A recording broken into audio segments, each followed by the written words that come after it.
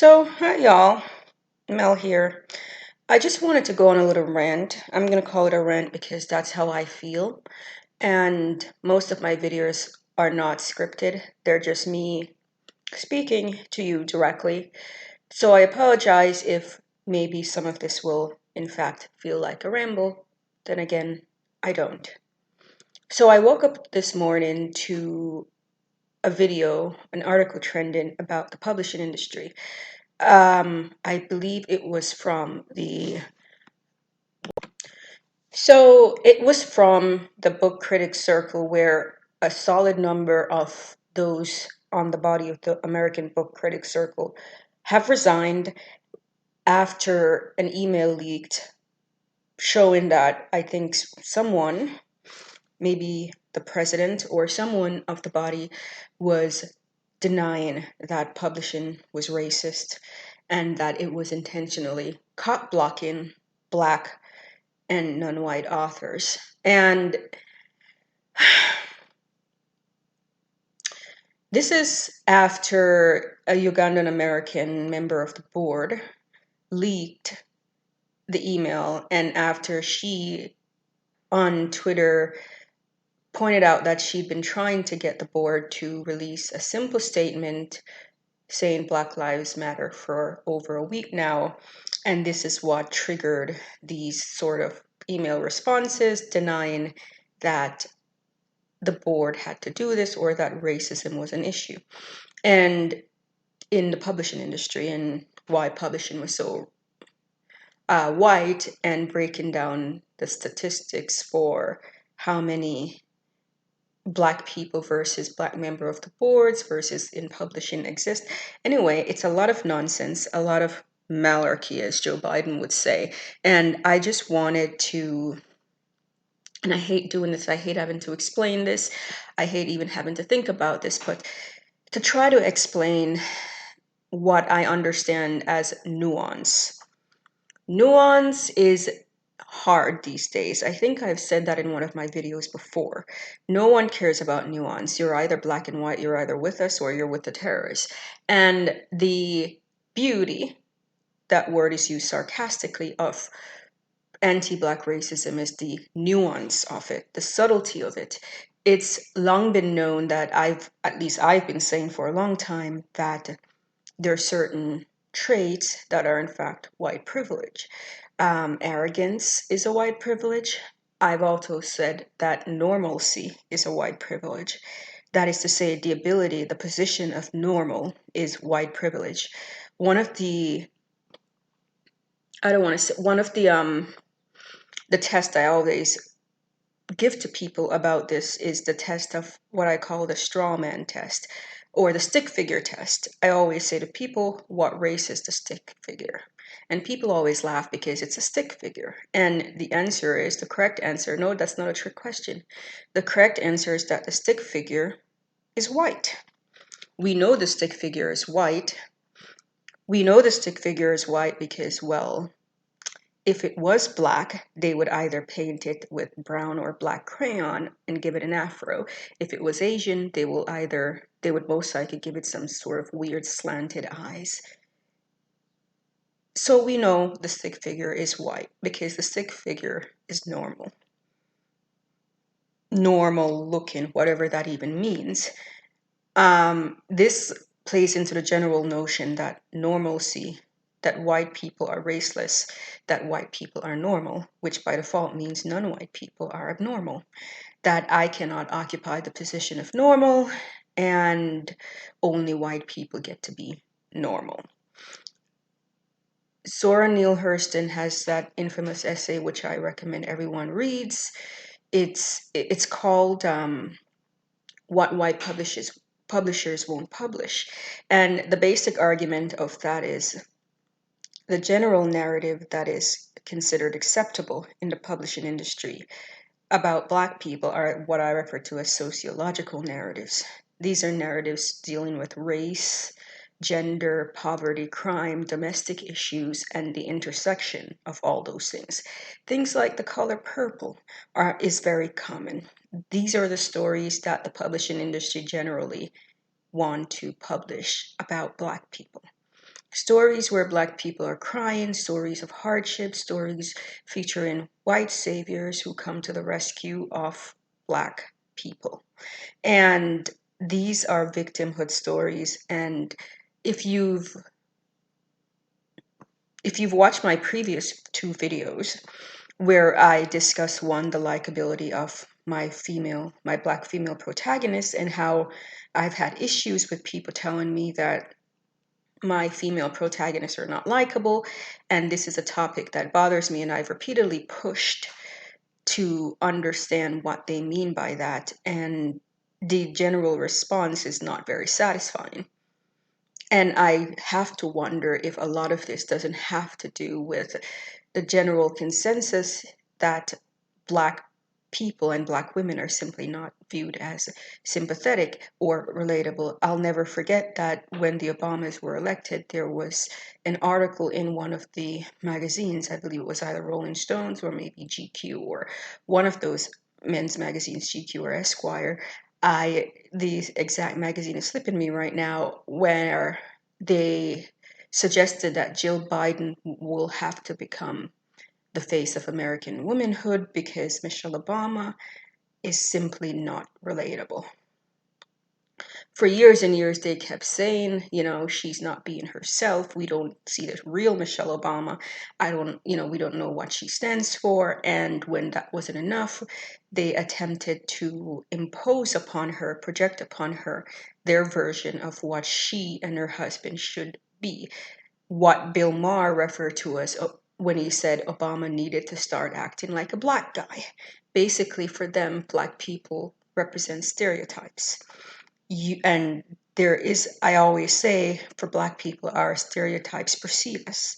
We are often projected upon, which is part of the problem with police violence. It's generally assumed that Black people are dangerous, violent, aggressive. So with Black people, you shoot first and you ask questions later.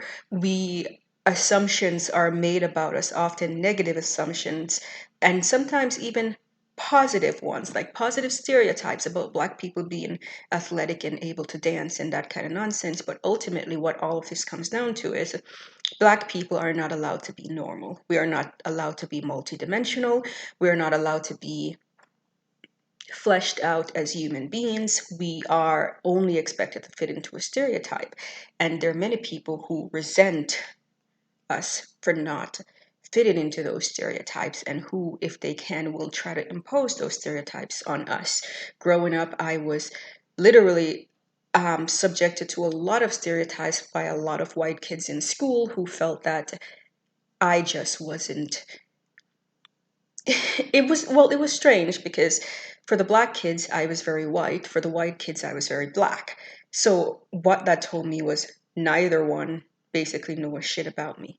And ultimately, I just wasn't allowed to be myself. What they wanted from me was a stereotype. And if they didn't get that, they imposed it upon me. Again, the point being that I'm just not allowed to be multidimensional. I'm not allowed to be quirky and dorky and weird and nerdy or anything that I want to be, because these just don't jive well with the society that I live in, that don't expect anything of us except for the most base and crude and inhumane stereotypes about Blackness. So going back to the publishing industry and what I mean by how complicated a lot of this is, the nuance of anti-Black racism is generally that Black people are just not allowed to be normal, and we're not allowed to be relatable. And one of the things, I'm not sure I mentioned it in my last two previous videos, but I will mention it here, is a lot of the rejections that I receive from agents fall along the lines of, I just can't relate to this character. And I remember there was one particular Black author who touched upon this on Twitter recently. And I wish, again, this is a random off the top of my head type of ramble. So I didn't take notes for this. So I can't remember her name. And maybe it wasn't a Black author even. I think it was a POC author, however, of South Asian heritage, who had made the comment about this expectation, if you must, on what it means to be of a certain ethnicity, and the projections on you and the general shunning of you if you don't fit into those expectations, even if those expectations are negative. And this is a very important issue because when I write my characters, I'm very mindful of making them into stereotypes. Generally, I go in to these stories wanting to write real women. Women who were not damsels in distress, who were not strong Black women, who were not stereotypes. And I still get the pushback that these women are not likable, and there is just like a blank wall that I keep hitting. They're not likable. And then, the rejections from the agents, I can't relate to this character. And often these agents are white women. And this blank wall is what I mean by nuance. If these people, you can't, and I'm of the belief that you cannot force someone to like something that they don't like. You can't force someone to relate to something that they can't relate to, whatever that means. But I also believe that hundreds of years of conditioning has made white people more relatable, more universal than, say, Black people. So we have been conditioned, all of us, regardless of race and gender, over the past 500 years to see white people as occupying a position of normalcy, to see white people as relatable. This might explain why, as a Black person, I can watch movies with white characters and be able to relate to them on an individual level. And white people have difficulty doing the same with non-white characters. This might be explain why, for instance, many Black people would not go crazy if, say, off the top of my head, Bruce Wayne was suddenly cast as a Black guy. But white people would, because for Black people, Bruce Wayne, we've been trained to see characters like Bruce Wayne as individuals, which is how white people generally tell us they are and how they should be judged as individuals. So for us, relating to Bruce Wayne has little to do with um, race and everything to do with personality and character. Whereas for many white people, even when they say they don't see race, for them, they cannot relate to a Black person, regardless of what the Black person's character is.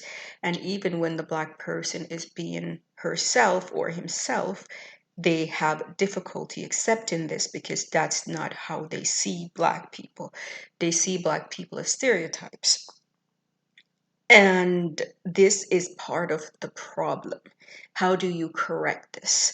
I've always said my approach to writing is never to racialize my characters. I know that sounds weird because all my characters are Black women, more or less.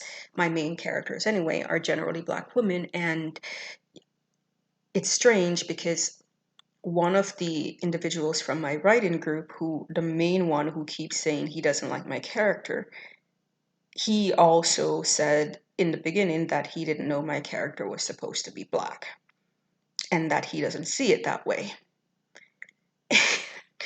And I find this particularly curious because, granted, I don't racialize my characters. There's always enough evidence there that, because I'm writing people, but there's always enough evidence there that my character is Black. And in the one particular book I'm thinking of, it's to me obvious that the character is Black.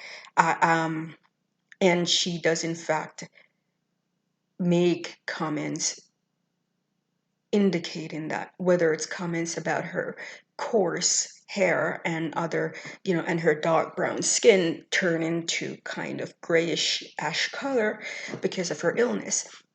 So this notion that he didn't know that was, for me, I wouldn't say surprising, but a little jarring. And it reminds me of the Hunger Game debacle, how many white people didn't realize the character of Rue was supposed to be black, even though all the black people picked up on it.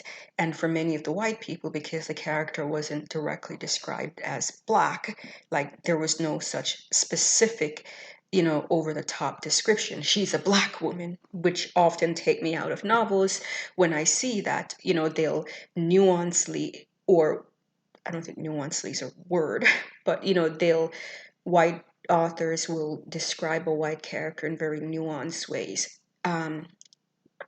Aquiline nose, eyes the color of sky, and they will do a lot of that. But if there's a black character in the book, they will simply describe the character as black. And that would be the end of it. The character is just black or African American. And this was like, yeah, that always takes me out of books. And I remember Toni Morrison saying that when white authors write about black characters, they're writing about you because they often point out that the character is, well, black, and in no kind of nuanced way. Whereas Hunger Games was one of the first novels by a white author where the black characters were not described specifically as black or African American, likely because the author is more intelligent than that to recognize that these things likely wouldn't even exist in her dystopian future. But these descriptors, I mean. And so she described the characters in more subtle ways as having dark brown skin and, and so forth. And even when we meet them, they were basically in a field singing colonial songs. Many white readers didn't pick up on their blackness and were angry when Rue was cast with the biracial actress Amandla Stenberg, and then went on to say now that they knew she was black, they didn't care that she died. Which, of course, just brings this argument full circle about the relatability of black characters. Yeah, I think when you spend hundreds of years treating white subjects as multidimensional, fleshed out, nuanced, and individuals, then it's easier to relate to them. Whereas if you only portray black people or people of other races in a only one-dimensional, stereotypical ways, then it makes them not only unrelatable but dismissible. You don't have to care about them. The general belief is that black people lack complexities. And for me personally, one of the, I've often lashed out, this is part of the reasons I don't like Tyler Perry. And I respect what he represents, an independent black filmmaker. I just don't like his stuff. I don't like his offerings because I feel they're one dimensional, and I generally avoid stories that feature black people doing one-dimensional things. Whether it's so, for a long time there will be a lot of, I was told, there will be a show featuring black people or a movie featuring black people, and in every instance those shows and movies were about church, barbershops or hair salons, and dancing. And this was always mind boggling for me. Like, is this the only things black people care about? Why are these things seen as the only things that black people's lives center around? Barbershops, hair salons, churches, and singing and dancing. And I have even today still refused to watch any movies or TV shows where the focus is on black people going to church, singing or dancing, and or hanging out at barbershops and hair salons. I had a friendship severed over that dilemma.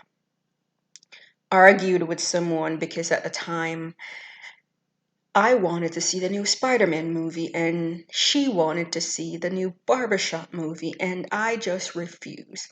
And her mentality is that she will watch anything with black people because it has black people. And my mentality is that no, I won't.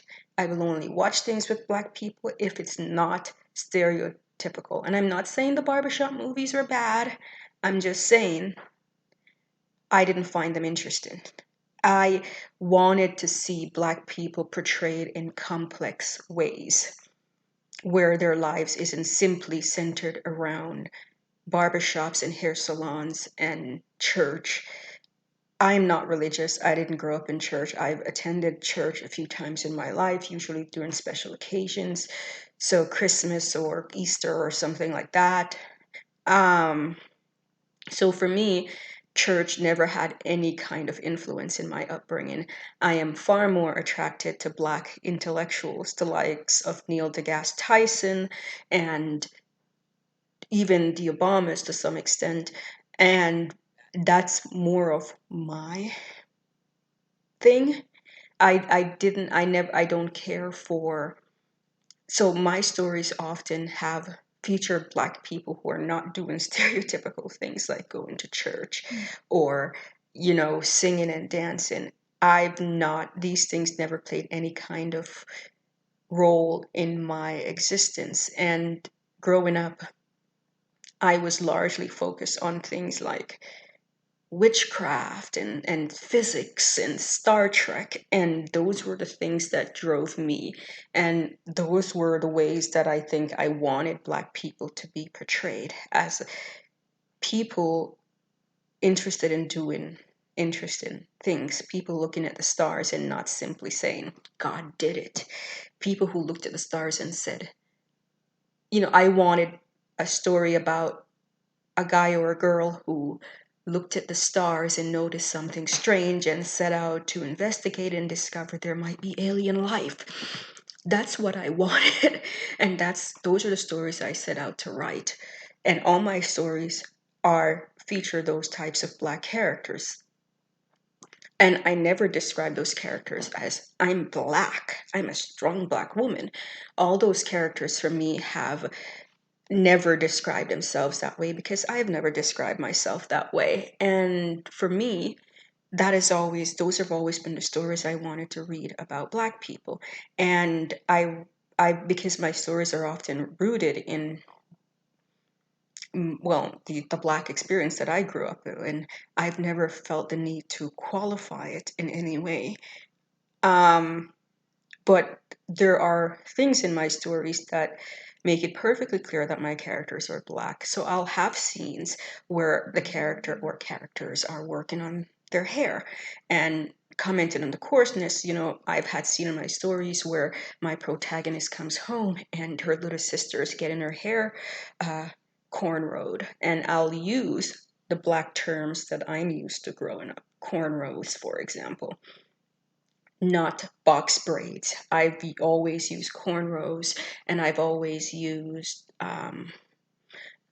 those terms that I grew up using. And because of my background as a Jamaican person, I also incorporate a lot of my stories with Jamaican culture. So it's not unusual in one of my stories to read about little girls playing dandy shandy, for example, or parents yelling at their kids, "Your free paper burn," which is a Jamaican slave phrase.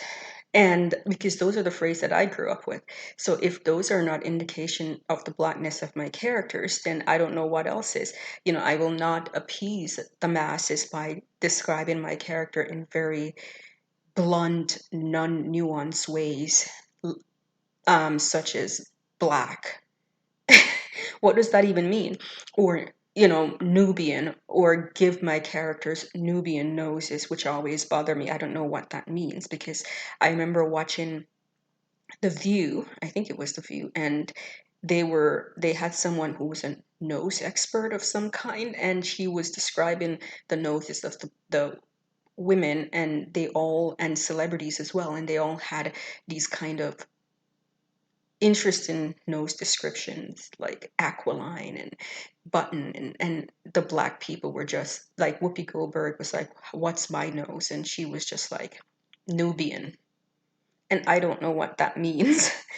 The Nubians were a Nihilistic people who was probably claimed to fame as the Kush Empire of East Africa.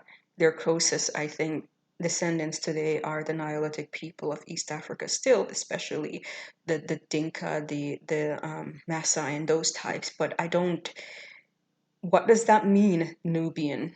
Black people, you don't have all the same nose, but this is the kind of one-dimensional descriptions and treatment of Black people that ultimately make no sense. And no, describing a Black woman as stunningly beautiful is not a description either. You're still just describing her as Black. And the stunningly beautiful just means to say that you basically are afraid to give her a proper description. And anyway, and not that I'm even big on descriptions, because part of the criticisms I receive in my stories as well is that my characters are not described in full details. But again, I don't. Okay.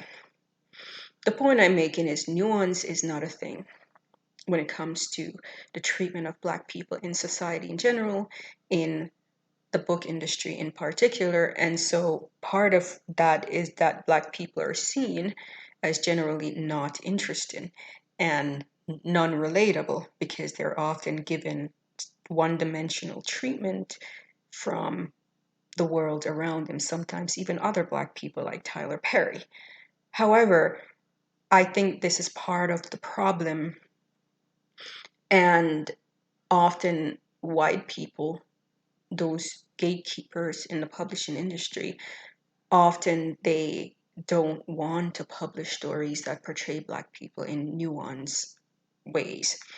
Often, going back to the Zora Neale Hurston essay, the only way they like to see Black people is that of a victim.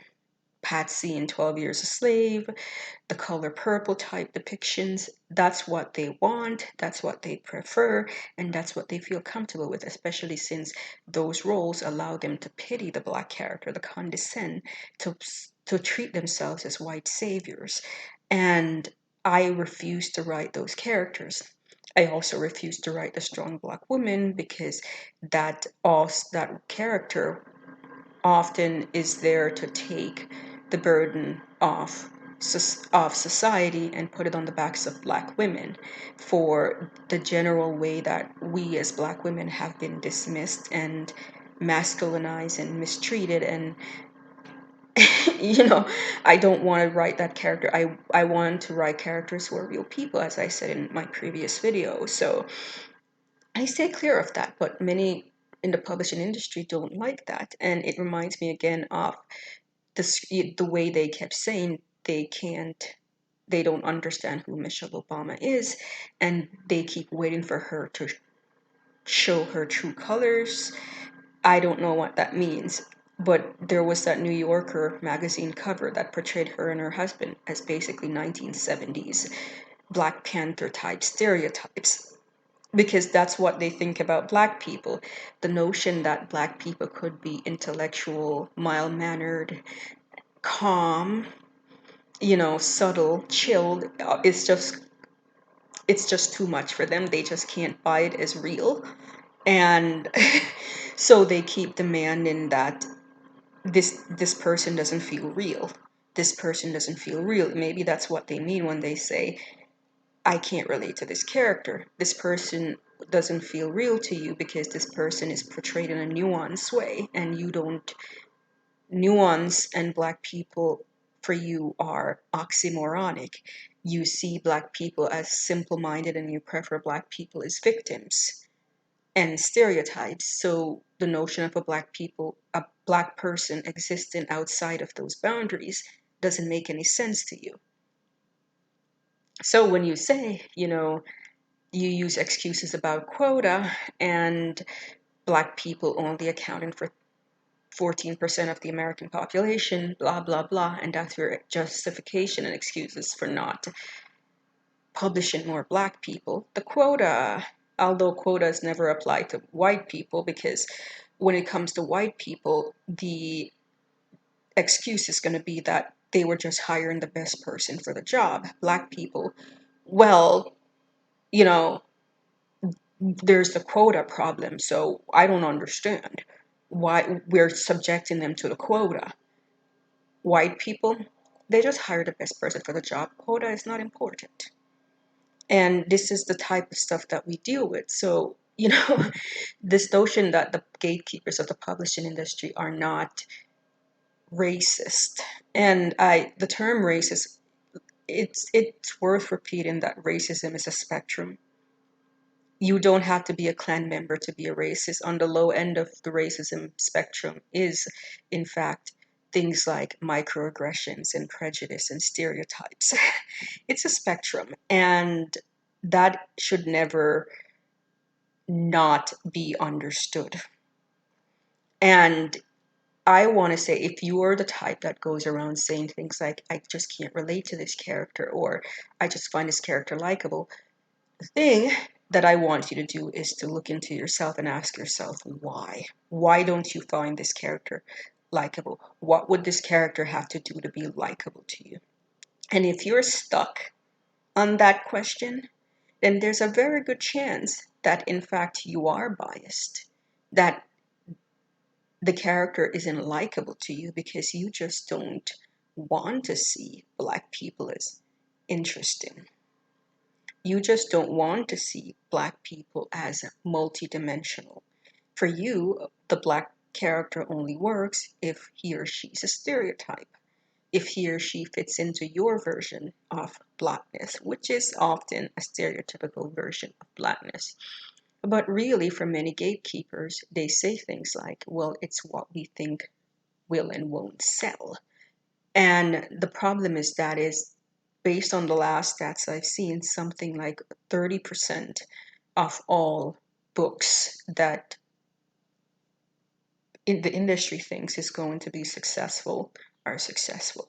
70% of books that they believe will be successful are not successful. So I don't trust that you know for certain what will be successful and what won't be successful. So if that's your justification for saying no to Black authors, I think that's the problem. That's a problem for you.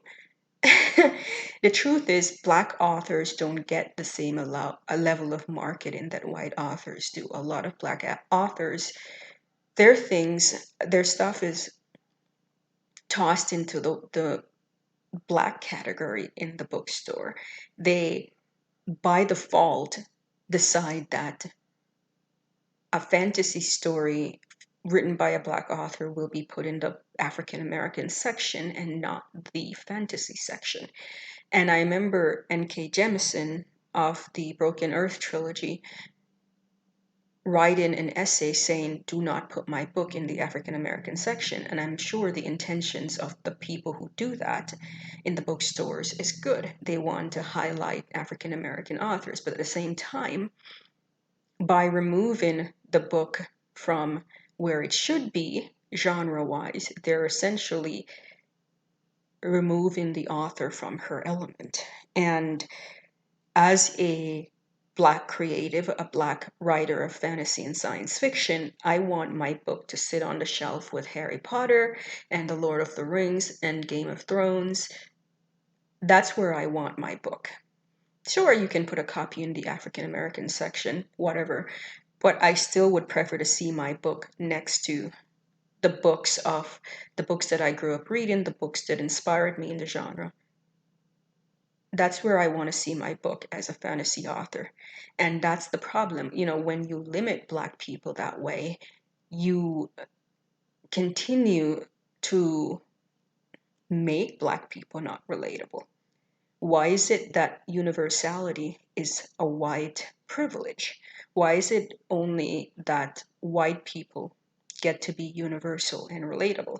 Why is it that Harry Potter is written for everyone all over the globe, regardless of your race and persuasion, but a book by a Black author can and will only be read by people of that genre? I don't understand. I mean, sorry, people of that race, not that genre. You know, as a writer, my books are not written specifically for Black people. My books are written for everyone. I want everyone to read my books, and I want everyone to love my books, and I want everyone to love and embrace my characters the way they've loved and embraced Harry Potter. That's the test of true equality. In theory, books with Asian characters and Black characters should be just as universal as books with white characters. But we're being told that's not the case. Books with Asian characters will only be read by Asians. Books with Black characters will only be read by Black people, and books with white characters will be read by everyone. Why? This is just conditioning. I remember Will Smith saying in the 90s that they refused to let him go to Asia to promote his movies, and they told him that Asians don't like Black people. So he wouldn't work there, and he had to demand and push that they send him to Asia. And now Asians love him. So, Nicole Bahari of Sleepy Hollow, rest in peace, that show. I remember she had to fill in for her co-star Tom Misson and in Japan because Misson, for some reason, I don't know, he couldn't make it, and she filled in at last minute. I remember her saying she was told that there's a very good chance that no one would show up to see her because Asians were not receptive to Black people. And she was surprised, pleasantly so, when she arrived, and there were still lots of Asian people there. I feel this notion, this idea that these pushes to limit Black people in terms of telling us that, yeah, we're not relatable, and we can't, and other people won't relate to us, is very self-serving to white privilege, because ultimately the only people it protects is white people and white privileges. White people have essentially cornered all the markets, and they did that by putting themselves out there. So, by limiting people like me from putting ourselves out there, they essentially can justify only casting themselves, only be giving themselves opportunities, and not people like me, because they can always say, well, you're just not going to work in Asia. I will. So that means I get to go. The truth is, if many of these publishers marketed Black authors the way they marketed their white authors, it would make a huge difference. Stop limiting the Black authors. Stop making assumption about what you think will be successful. If your success rate is 30%, what business do you have determining right off the bat this won't sell and this will? 70% of the books you thought would be successful were not. So if you just treat books by non-white authors the same way that you treat books by white authors, I think that would make a huge difference. Anyway, I know I've gone on a really long time with this rant, but this is what I woke up to this Monday morning, and I just needed to get it off my chest because it's been bothering me. I could say a lot more on this topic of relatability and likability, but I do think a lot of it comes down to not giving people a chance and hundreds of years of conditioning people to only care about white characters by treating white characters in very nuanced ways and portraying them in complex ways, whereas Black characters, almost the only narratives we saw from them were the sociological ones: Black suffering, Black victimhood, The Color Purple, 12 Years a Slave, and To Kill a Mockingbird. And these were the only portrayals, and we never saw Black people portrayed in nuanced ways, which is what we are in real life. We are human beings, we are multifaceted and complex as well. So, and what is happening is that many of us are pushing to be treated that way, but um, we are facing backlash because we are still being forced to into those stereotypical boxes as victims, to be saved by white people, and white people are still being shocked and annoyed that we are not behaving like stereotypes, and are insisting that are not behaving like stereotypes mean that we are not genuine, and therefore, they just can't relate to us because they don't know who we are. I just don't know who this character is. I just don't know who you are. I can't say who you are. I just can't relate to you. I just don't like you, this character. I just don't know who she is. Who is she? And this is just like, yeah, basically what you mean is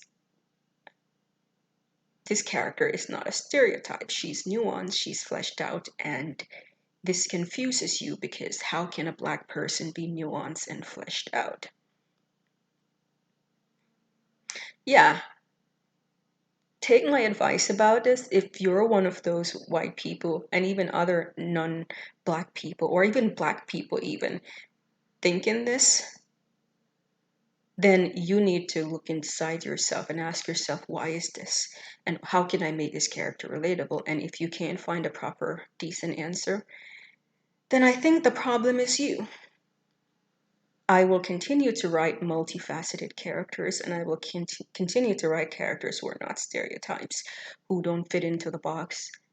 And that's just who I am. I think the publishing industry is the gatekeepers are, in fact, people who are used to stereotypical Black people and simply are making assumptions without doing making any kind of effort to be open-minded. And this is why they're in the debacle that they're in. If they treat Black stories or stories with Black people the same way they treat stories with white people, it would make a huge difference.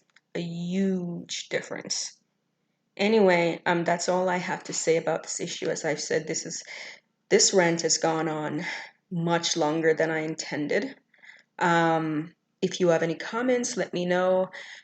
You can contact me at the Evanscape. Mel here.